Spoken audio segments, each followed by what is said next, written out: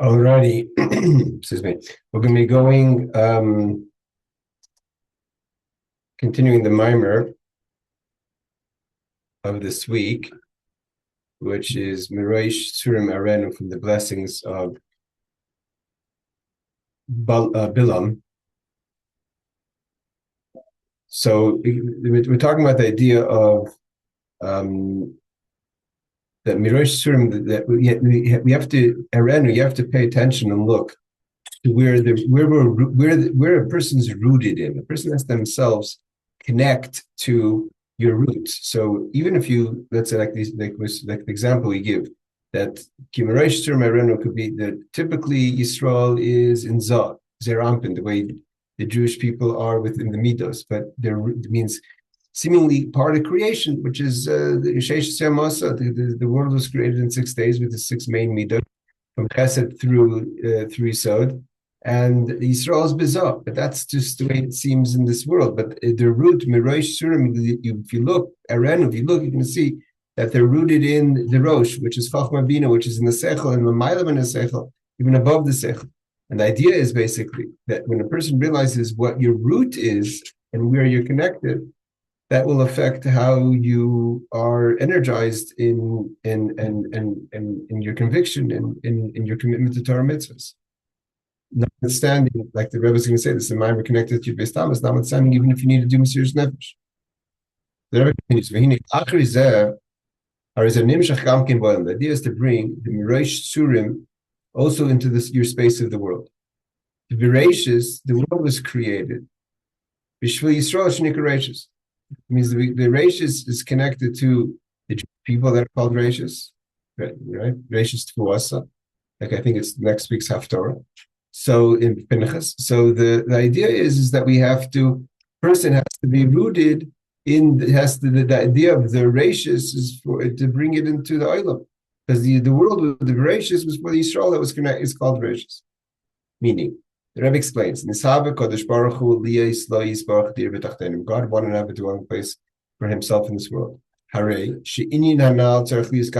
idea of a dwelling place is not just that a person realizes we're rooted and connected to the infinite that's beyond the mundane of this world, to have a reality outside of yourself or within yourself, but outside of your seemingly projected reality. But the idea is to bring it into your space of the world, because it's all about a dir b'tachtonim.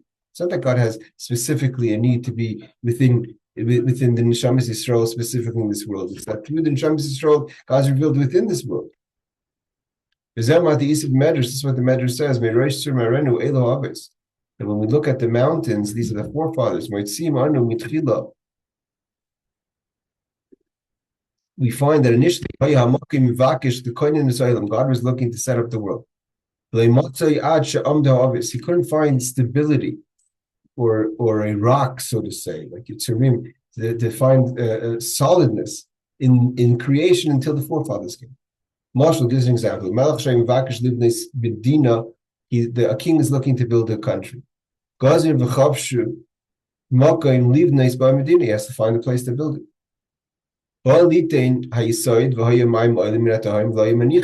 He kept on trying to put it in, but there was wetlands. The water would come up, and it wasn't solid. He found a big rock. On the solidness of the rock, on the stability of the rock, is where I'm going to build this country. So too God was looking to find stability in the world. The wicked people were sinking the world. There was no solidness, because with the wicked people's behavior, it was sinking the reality of the world. Obviously, when the forefathers came, that's the foundation of the world. It means when Avram Avinu came, and Yitzchak and Yaakov, the world was able to be built on the office. And they merited. And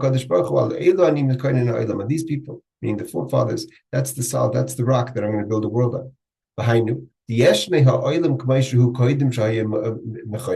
Means the world existed before Avram. I mean, Avram came after almost close to 2,000 years of the world creation, right? After Noach and after the flood. So right, it's many years later. So the world existed. And also seemingly the world continued. came before Avram was after Avram. Zegam kosher Maamar hakoidim. So the Rebbe says it's connected to the Maamar they spoke about, I think, on in a previous Maamar. In this bar, the Yeshna Kamoisha Oilam Hu Mitzadatzme Kamoisha Yimachoinen. There's the Mitzadatzme Koidim Shu Machoinen. This way the world before it was rooted or established in Avram, in the fathers. And through Avram, again, which is the beginning of the Jewish people, is what stability the Jewish people give to the world. The Hainu Kamoisha, the Kim where God wanted it to be established. Although the world was created complete, and especially before the sin of the sin of the tree of knowledge. So that before the tree of knowledge, the world was solid. I remember even the way the world was before the sin of the tree of knowledge, it still wasn't like solid. What's the proof? The proof was how fast they ate from the tree of knowledge within 3 hours. Means even though the world was perfect, Adam was perfect, Chava was perfect. Well, take a snake, take a tree of knowledge, and everything falls apart. That's not solid. That's not called mechonim. Avram, Yitzchak, and Yaakov, who had Mesirus Nefesh for Yiddishkeit, for godliness, that's solid. So until Avram, Yitzchak, Yaakov came, the world existed. It wasn't stable. This only happened to the forefathers. The whole inyan, the oilam is umitzad chitzanis eratzim. The Rebbe says even more than that. It's not just that there was no one reliable. The whole existence of the world until the obvious was all from an external place. Chitzanis eratzim means is a setting. For instance, there's 2 ways you look at a house. You have a house the way the house is your home, a place that you could live, and then people just like to build nice houses. But most people want to have a house that they should have a home. So the chitzayni is, even if the house is a beautiful house and there's all the details and a lot of things that matter to you, but these are all things to create the home, the place for you to be. So even though the home has a lot of details and a lot of attention, you put a lot of work and you work a lot to be able to buy the home. But that's all chitzayni sirasa, because what you really want in the home is this is your dwelling place. This is the place where I could live. It's not the carpets or the chandeliers or the comfortable bed. These are all byproducts to make the experience of your home, the place that you live in, to be a place. So the world also, until the obvious came, it was all chitzayni sirasin. It was all external. There's details. Everything was going on. It was functioning. It was beautiful. The faucets worked. The toilet flushed. The drains were clear. The gas ran perfectly. The gas, everything was working perfectly. But that's all chitzayni sirasin. That's external. Why did God want the world? What is it? It's like a house, another house that you own. He wanted a dwelling place, and he couldn't find a dwelling place for himself until the obvious came. It's brought down in the Rebbe Shabbos Maamar. By they are obvious. Only when the forefathers came, then God's inner desire for creation is revealed. Oh, the obvious. This is what I wanted from the world. This is how we create the Rebbe, a dwelling place for Hashem. Rashi, that Bereshis b'shvil Yisrael shnik Bereshis. What does it mean that the world was Bereshis for the Jewish people that are called God's first? The kavanas have bria hik b'shvil Yisrael. What does it mean that the kavanah of the God's intentions for the Jewish people? The primis haratzik. Why did He create the world? The world's like the home with all the details. Marab masach Hashem, Magod masach Hashem. All this is beautiful. This is all chitzayni haratzik. Why? But what motivated Him? What was Olav Machshava? What started the thinking process of the planning of the Chochmah and the Zivatzein and all that to create a world? It's all chitzaynius. So because they were really motivated by the previous, what was really internal to Him, that there should be the Jewish people in the world. God was looking to find stability to the world. What does it mean to find stability? It has to come, it's to reveal the depth, what's called Helam Atzmi. The Helam Atzmi means something that's so concealed. It's essentially concealed. Helam Atzmi literally means Helam, concealment. Atzmi is essential, or essence. So the something that's so deep, so personable, that it's Helam Atzmi, it's essentially concealed of the infinite Ein Sof, that's revealed through the Bnei Yisrael in the world. God created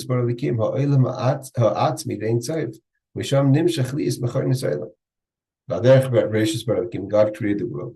is the Helam Atmi, they say, the inner desire. So it's the inner the inner the concealed essence of the infinite was revealed in the world to create the world, but the purpose of it is for Yisrael.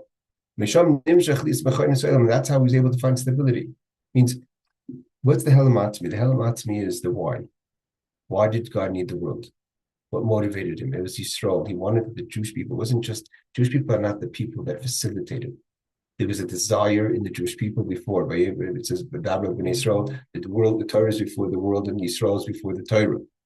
When we say Od Machshav, Yisrael Od Machshav, it's the deepest part of God's, like the Rebbe says, Hecher, Hecher, Hecher, to the essence. That's Merosh Tzurim Eranu, and that's come Eranu, see that, reveal that into the world. And that's the Helam Atzmi, the essential essence that's so concealed. In the world, you don't see it. The person can go and say, who says that? That's what God wants. You don't see it because you don't know. You're not in. To know that God wants this means you have to know what's going on deep inside of him. Someone has something so deep, it's called essentially concealed. It's so concealed. It's the Helam Atzmi that's so, the infinite that's so concealed. And what is in that little black box, so to say, the Havdul, is the Ratzin for the Jewish people to make a deer for Tachtonim. And that's why he couldn't be revealed until he found the fathers. This pasuk that refers to the four worlds, that to call whoever calls to my name to bring down. Nikra means to bring down. Koira, right? Koira means call towards someone. The Shmi, to bring down God's name. The Chvaydi, for my honor, Berasiv, I created. Yitzartiv, I formed. Afasisiv, and I made. And the Af is referring to the world of Atzilus. Shekol zehu l'chvaydi berasiv yitzartiv afasisiv hu b'dil avoseichen de tzadikayu. It's all for the forefathers, the righteous. V'dimash medayik lemer kan Merosh Tzurim. In that tzur dafka, why do we refer to the fathers as a tzur? As a tzur really of stones is also a flintstone. You see, mevor b'kutei Torah, mashakase v'samtich b'nikuris tzur, that the Moshe, when God passed in Kisese, after the sin of the golden calf, and Moshe had all those deep conversations with God. So God says, I'm going to hide you within the tzur, the stone. Is the inyan that tzur over there that the Torah says, Ukamay l'mashal, tzur ha'chalamish. Tzur ha'chalamish is a flintstone. I mean, tzur usually means a stone, but the tzur ha'chalamish is a flintstone. What's the flintstone? Flintstone has a fire hidden inside it. The Rebbe doesn't explain the difference between a flintstone and a coal. A coal also has fire inside, but if you throw this coal into the water, it extinguishes it. Flintstone, you take it out of the water and you could still light a fire from it. Why? Because nothing can put out the flame. It's so essential. That's Helamatzmi. It's so deep in the core of this flintstone that there's nothing, not even the water could put out the ability for fire. That the flintstone is for to strike a fire. She said, the fire is very hidden inside the flintstone. It's not like the flame inside a coal. There you have the flame in the coal, it's just hidden in the coal. There's no fire. You can't see it. That's why the water won't put it out. It's like there's a fire. If you put a coal, what's a coal? A coal is like a receptacle, even if it's hiding the fire. But if you put it, it's a receptacle of something. It's holding something. It's holding the flame. So if you put the whole thing into the water, it's going to extinguish it. A flintstone is not a receptacle. It's hiding. There's the potential. It's the Helamatzmi. It's the potential for fire. That's how deep the neshama, the Jew's soul is. It's like a flintstone. The fire never goes out. There's no situation, no be drowning in water. There's nothing. The great waters can't put out the love because it's like a flintstone. So there's because the fire doesn't exist.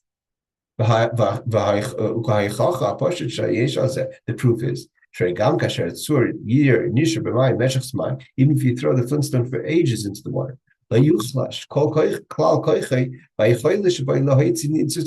it doesn't weaken its ability to get a spark of fire because it's not holding a fire. It holds the potential for the fire. In a coal.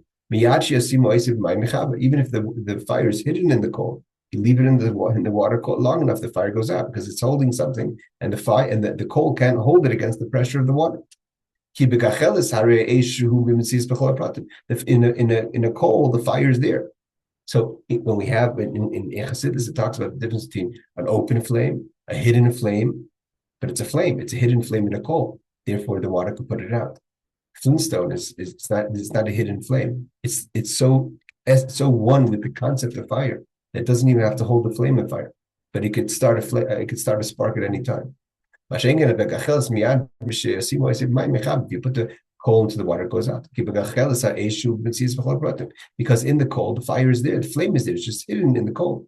But in the Flintstone, it's the potential to create fire. So how do you take out the fire from the Flintstone? Because it's so deep, because it's only the potential, it's harder to get the spark. You have to hit it hard. But the flame, which is in the gachelis, in the coal, if it's not put in the water, I'm talking about in the regular scenario, that you could have a little wind, right? You fan the coals and the flame comes out. The flame will grow. As long as the coal is proper, then you just fan it and the coal and the flame comes out. The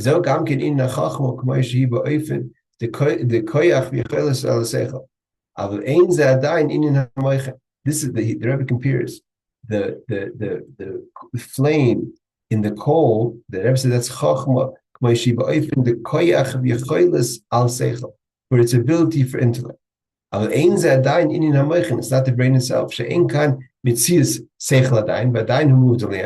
have the Chochmah is only the potential to have something. If you put seichel in the Chochmah, you're going to be able to have wisdom.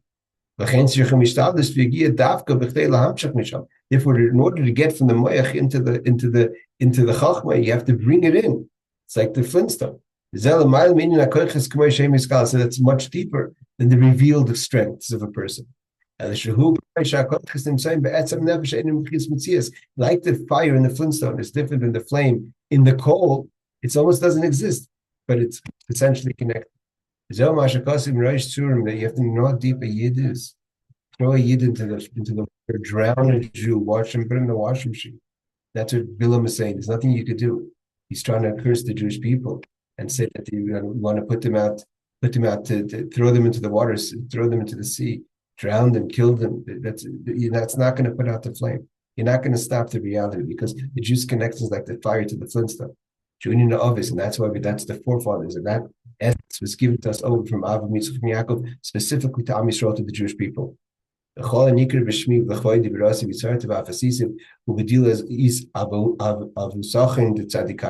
this ability to bring the shame through the worlds of Atzilus Sia is through the fact that our inheritance that we got from our forefathers. The idea is to bring it down to this world. That's not, there's no low place. Finishes off, this part's a little difficult. Not that the whole Maamar wasn't difficult. There says Mesirus Nefesh. This Flintstone connection is why the Jewish person has an ability of self-sacrifice for God, not for glory, because there's no other way.